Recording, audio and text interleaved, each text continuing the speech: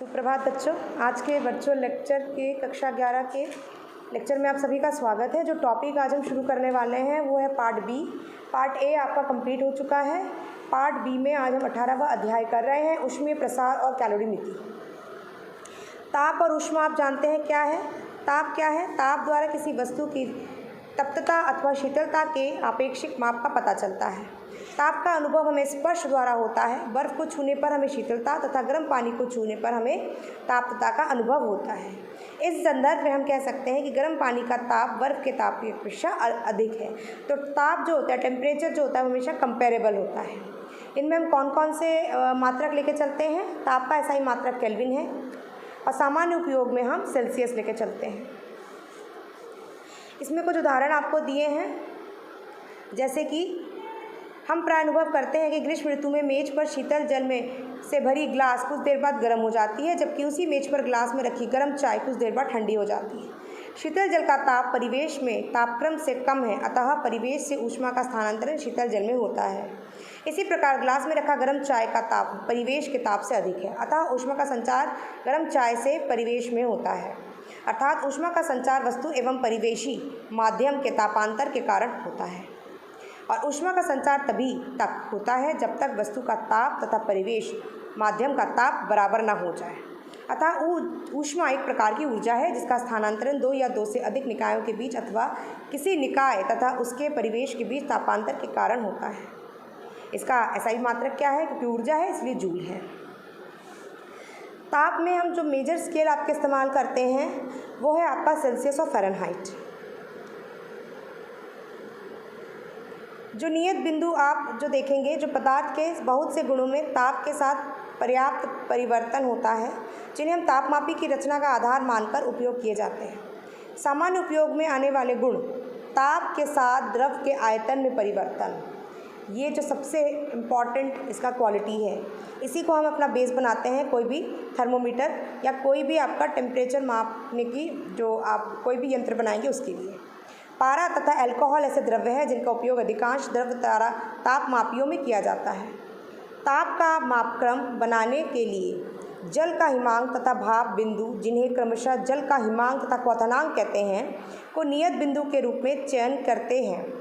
Celsius मापक्रम में हिमांक बिंदु को 0 डिग्री तथा क्वथनांक बिंदु को 100 डिग्री सेल्सियस और फ़ारेनहाइट मापक्रम पर हिमांक बिंदु को 32 डिग्री फ़ारेनहाइट तथा क्वथनांक बिंदु को 212 डिग्री फ़ारेनहाइट अंकित किया जाता है।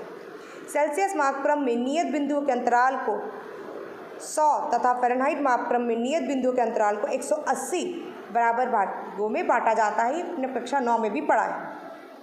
तथा प्रत्येक भाग को क्रमशः डिग्री सेल्सियस तथा डिग्री फ़ारेनहाइट कहते हैं। यदि कोई ताप सेल्सियस पैमाने पर TC द्वारा और फ़ारेनहाइट को TF द्वारा अगर हम प्रदर्शित करें तो ये इन दोनों के बीच का रिलेशन है, और इस पे आपके आंकिक प्रश्न आते हैं। अब हम बात करेंगे आदर्श गैस समीकरण तथा परम ताप की। सभी गैसों कम घनत्व पर समान प्रसार दिखाती हैं। वे चर राशियों जो किसी दिए गए द्रव्यमान की गैस के आचरण की व्याख्या करती हैं, दाब, आयतन, ताप है, जहां T बराबर TC + 273.15 और TC सेल्सियस पैमाने पर ताप होता है। ये उसका सूत्र है। नियत ताप पर निश्चित द्रव्यमान की गैस के लिए PV नियंताक होता है। इस संबंध की खोज रॉबर्ट बॉयल ने किया था, इसीलिए इसे बॉयल का नियम कहते हैं। नियत दाब पर निश्चित द्रव्यमान की गैस के लिए V/T नियंताक होता है। इस संबंध की खोज चार्ल्स ने की थी, इसीलिए जैसे चार्ल्स का नियम कहते हैं। उपयुक्त दोनों संबंध को एकल संबंध PV/T नियंताक द्वारा किया जाता है। यह संबंध किसी भी तनु गैस की किसी मात्रा के लिए भी सत्य है, ठीक है। इसीलिए जब हम इसमें नियंताक जो लगाते हैं उसको हम μR कहते हैं, और T को इधर ले जाना, PV = μRT होता है, जहाँ μ क्या है? गैस में मोल की संख्या, और R क्या है? सार्वत्रिक गैस नियंताक, यूनिवर्सल गैस कांस्टेंट कहते हैं। इसका मान R बराबर 8.31 जूल पर मोल पर केल्विन होता है।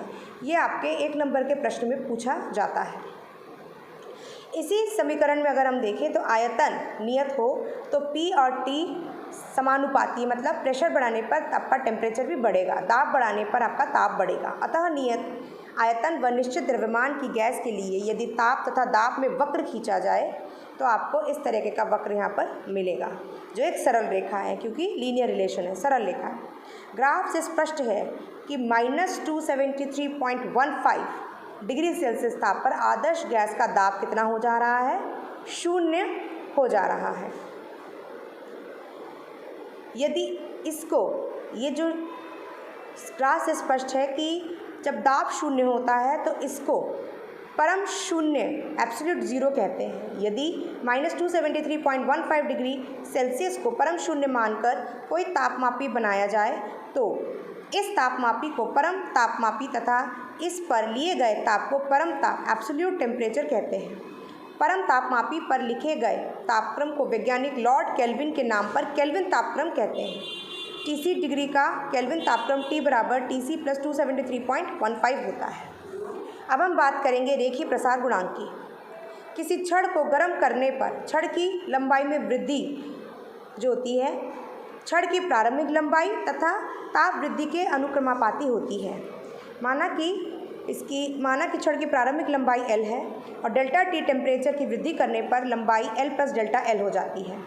तो जो लंबाई में वृद्धि हुई है वह समानुपाती होगा उसकी जो प्रारंभिक लंबाई थी और जितना हमने उसमें ताप में वृद्धि करी। जब हम समानुपाती का चिन्ह हटाएंगे तो वहाँ पर एक नियंताक लगेगा, जिसे हम इसमें क्या बोलेंगे? अल्फ़ा।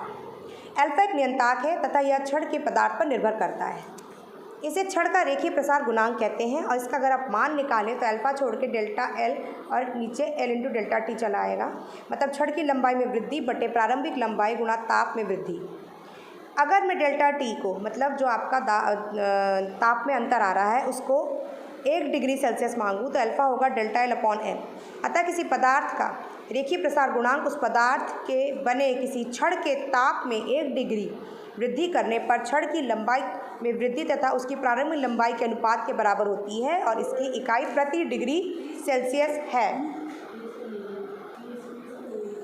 क्षेत्रीय प्रसार गुणांक। किसी पदार्थ का क्षेत्रीय प्रसार गुणांक उस पदार्थ से बने पटल, मतलब लैमिना के ताप में 1 डिग्री सेल्सियस की वृद्धि होने पर पटल के क्षेत्रफल में वृद्धि तथा पटल के प्रारंभिक क्षेत्रफल के अनुपात को कहते हैं। माना किसी पदार्थ के बने पटल का क्षेत्रफल A है, पटल के ताप में डेल्टा T डिग्री का वृद्धि हो रही है और पटल का क्षेत्रफल A + डेल्टा A बढ़ गया है ताप देने पर, तो पटल का क्षेत्रीय प्रसार गुणांक बीटा होगा पटल के क्षेत्रफल में वृद्धि बटे पटल का प्रारंभिक क्षेत्रफल गुणा पटल के ताप में वृद्धि। तो ये हो जाएगा बीटा बराबर delta A/A × delta T। Beta की इकाई प्रति डिग्री सेल्सियस है। अल्फ़ा तथा बीटा में अगर हम संबंध निकालना चाहें तो हम मान लेते हैं कि किसी पदार्थ के बने पटल, जैसे कि मैं इस चित्र में दिखाया जा रहा है कि लंबाई तथा चौड़ाई 1 सेंटीमीटर है। पटल के ताप में 1 डिग्री सेल्सियस वृद्धि करने पर पटल की लंबाई तथा चौड़ाई 1 + अल्फ़ा तथा 1 + अल्फ़ा हो जाती है, मतलब अल्फ़ा से बढ़ जाती है, जहाँ पर अल्फ़ा रेखीय प्रसार गुणांक है। तो पटल का प्रारंभिक क्षेत्रफल A बराबर 1 सेंटीमीटर × 1 सेंटीमीटर हो जाएगा, जो प्रारंभ में था। और जब 1 डिग्री ताप बढ़ाया तो पटल का क्षेत्रफल A + डेल्टा A क्या होगा? 1 + अल्फ़ा गुणा 1 + अल्फ़ा, क्योंकि अल्फ़ा से वृद्धि हुई है। तो ये हो जाएगा 1 + अल्फ़ा का होल स्क्वायर। हम इसे खोल सकते हैं सूत्र से, A² + B² + 2AB। अल्फ़ा का मान बहुत छोटा होता है, इसीलिए स्क्वायर वाले पोर्शन को हम छोड़ देंगे तो हमें पास A + डेल्टा A का मान आएगा 1 + 2 अल्फ़ा। क्षेत्रफल में वृद्धि डेल्टा A बराबर कितना होगा? ये आपका फाइनल है, मतलब अंतिम आया, और ये आपका प्रारंभिक था। दोनों को हम माइनस करेंगे, 1 से 1 कटेगा, 2 अल्फ़ा मेरा मान आएगा। तो क्षेत्रीय प्रसार गुणांक बीटा क्या होगा? क्षेत्रफल में वृद्धि बटे प्रारंभिक क्षेत्रफल गुणा ताप में वृद्धि। तो ये हो जाएगा बीटा बराबर 2 अल्फ़ा/1 × 1, जो 2 अल्फ़ा के बराबर है। इसका मतलब B बराबर 2 अल्फ़ा होता है। आयतन प्रसार गुणांक, जिसे वॉल्यूम एक्सपेंशन कोफिशिएंट कहते हैं। किसी पदार्थ का आयतन प्रसार गुणांक उस पदार्थ से बने किसी पिंड के ताप में 1 डिग्री सेल्सियस की वृद्धि होने पर उस पिंड के आयतन में वृद्धि तथा पिंड के प्रारंभिक आयतन के अनुपात को कहते हैं। इसकी इकाई प्रति डिग्री सेल्सियस है। आयतन प्रसार गुणांक गामा वो होता है आयतन में वृद्धि बटे प्रारंभिक आयतन गुणा ताप में वृद्धि। तो गामा होगा delta V/V × delta T। Alpha और गामा अगर संबंध निकालना चाहें तो इस बार हम एक घन लेंगे, इसकी लंबाई, चौड़ाई और ऊंचाई 1 सेंटीमीटर है। घन के ताप में 1 डिग्री की वृद्धि, 1 डिग्री सेल्सियस की वृद्धि करने पर लंबाई, चौड़ाई और ऊंचाई सब में अल्फ़ा मान से वो बढ़ जाता है, जहाँ पर अल्फ़ा क्या है आपका रेखीय प्रसार गुणांक। तो घन का प्रारंभिक आयतन V क्या होगा 1 centimetre into 1 centimetre into 1 centimetre मतलब 1 सेंटीमीटर क्यूब। घन का अंतिम आयतन V प्लस डेल्टा V क्या होगा 1 प्लस अल्फ़ा का क्यूब। अब a प्लस बी का क्यूब को अगर हम खोलेंगे तो a square plus B square plus 2a² B plus 2ab square, ये सूत्र सबको पता है, उसको लगा के इसको हमने खोला। और इसमें भी यही चीज़ है कि अल्फ़ा का मान बहुत ही छोटा है, इसीलिए अत्यंत सूक्ष्म में अल्फ़ा स्क्वायर और अल्फ़ा क्यूब को नगण्य मानकर इसको हम छोड़ देंगे। तो v प्लस डेल्टा v कितना होगा 1 plus 3 alpha, 1 plus delta v होगा 1 प्लस 3 अल्फ़ा। तो डेल्टा v कितने होगा 1 से 1 काटा 3 अल्फ़ा, तो आयतन प्रसार गुणांक होगा गामा बराबर delta v over v plus delta t। इसको हम सॉल्व करेंगे तो गामा बराबर 3 अल्फ़ा आएगा। अतः हमें क्या रिलेशन मिलता है अल्फ़ा इस टू बीटा इस टू गामा बराबर होगा 1:2:3। ये रेशो बहुत इंपॉर्टेंट है और ये डेरिवेशन आपके क्वेश्चन में भी पूछा जाता है। आज के लेक्चर में बच्चों इतना ही।